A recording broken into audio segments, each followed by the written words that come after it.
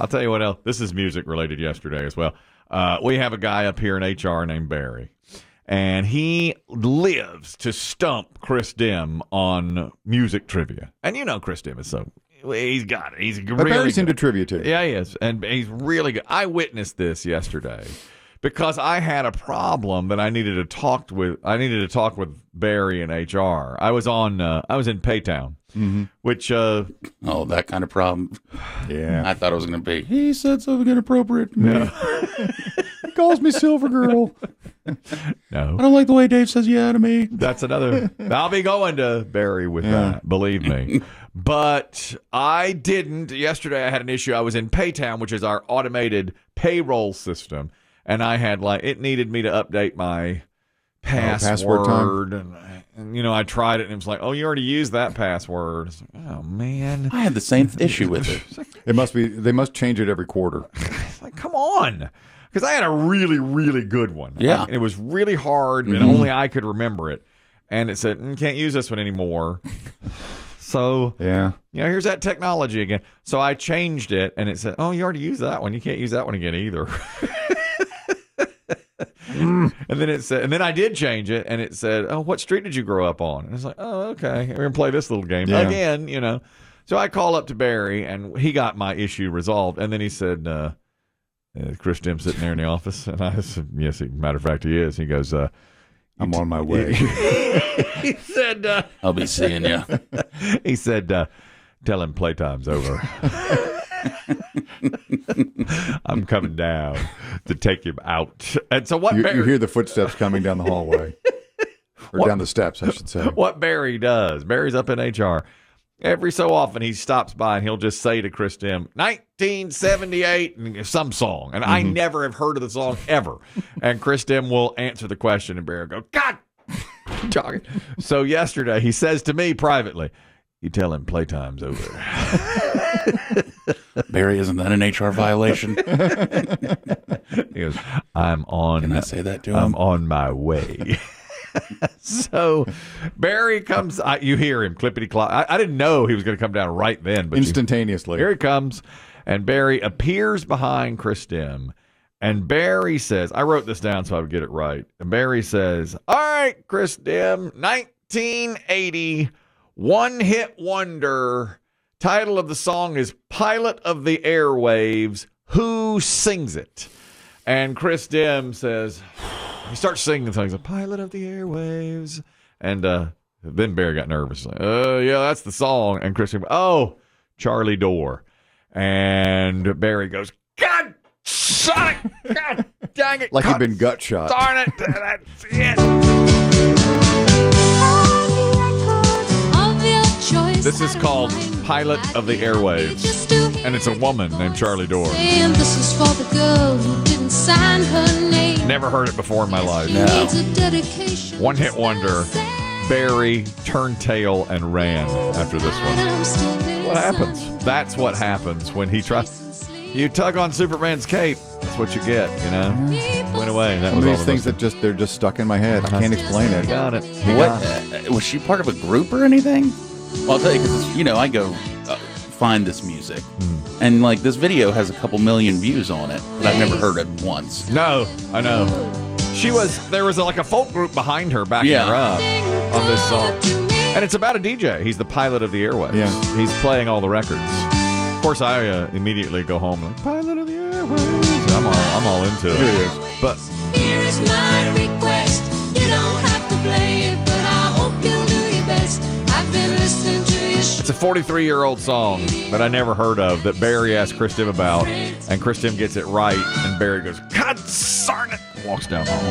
That's it. We won't hear from Barry for about a week, and then he'll raise his head up again, and he'll come up with another one. Chris Demm send him away. He just cannot stump him. He just will not do it. That usually sends Barry into a tailspin of going back to his youth and finding old NFL jackets to bring in. Here's the Dolphins. Here's the Browns. That's just what we do around here. That's how we spend the time. Now, to current day music, a little good news here today from the Taylor Swift concert. That concert that she's doing is having people say that she's playing, 30 songs a night or more. 44. 42 songs. It's over 3 hours long. It's all set changes. It's unreal. Apparently, if memory serves, it's longer than the Bruce Springsteen tour show this year. Which is really unheard of, right? Because he does long shows. So you get your money's worth. You're going to pay a lot, but you're going to get your money's worth from Taylor Swift. That's what they're saying anyway. You know what I'm wondering? Body doubles. Oh, you think it's not always Taylor Swift? Well. Or is it AI? Okay. Well, we just talked about AI yesterday. Well, because I told you, I think I've seen this scene where she dives into what looks like swimming under the stage, and then she miraculously pops up somewhere else. You think it's a body double I think under that's the a water. body double, yeah. But I think during like that swimming time and some of these videos, it gives her a little chance to take a break. Well, you might be right. But honestly, who could blame her if she uses a few? Yeah, of course. If the effect is just right. Chris Demm might be onto something with that artificial intelligence. We were talking about that yesterday. Elon Musk came out yesterday and several others and said this is really getting dangerous now. And he's the one that started some the of whole it. thing. Yeah. He's like, whoa, wait a minute now. What are we doing? What are you going to do? Pause it? What, are you going to stop sign? That's what he said. Well, he wants places like that Chat GPT to just basically pause, Stop. and stop. Okay, Elon. Stop what you're doing. Finger. But Well, because they are noticing, and this is Chris Demm, you should really watch T2. yeah, It's T2 time. held the key to It's everything. time. You got to see T2 from the beginning to the end, and really Terminator 1 as well, Yeah. which sets up Terminator Well, 2. Rise of the Machines. Yeah. It's Rise of the Machines. Is what Well, it is. Elon Musk basically is saying, hey, we're noticing they're making their own decisions. They're no longer listening to the human input. Well, They're yeah. going, well, no, this is what you should do. And he's like, so the machines really are thinking on their own too fast. Once we start doing that, that's the whole premise of Terminator. When has humanity ever stopped the invention of something? Never. It's never. I mean, Never. Essentially, it's the plot of Frankenstein. You know, that which we create destroys us. I mean, it's not. Yeah. T2 is just Yeah. a modern version of that story. Yeah. You know, there's many people who have said that Elon Musk may be our downfall, I've heard that. that he may be too smart, Yeah. too rich, Yeah. and this may be it. He may be the one that brings the earth down. But doesn't it bother? It made me stop and take notice when people like Elon Musk and Wozniak, all of these guys yesterday, tons said, of professors, they were all like, well-known whoa, professors. whoa, yeah. whoa, this is now too much. What they said was, But how do you pause progress?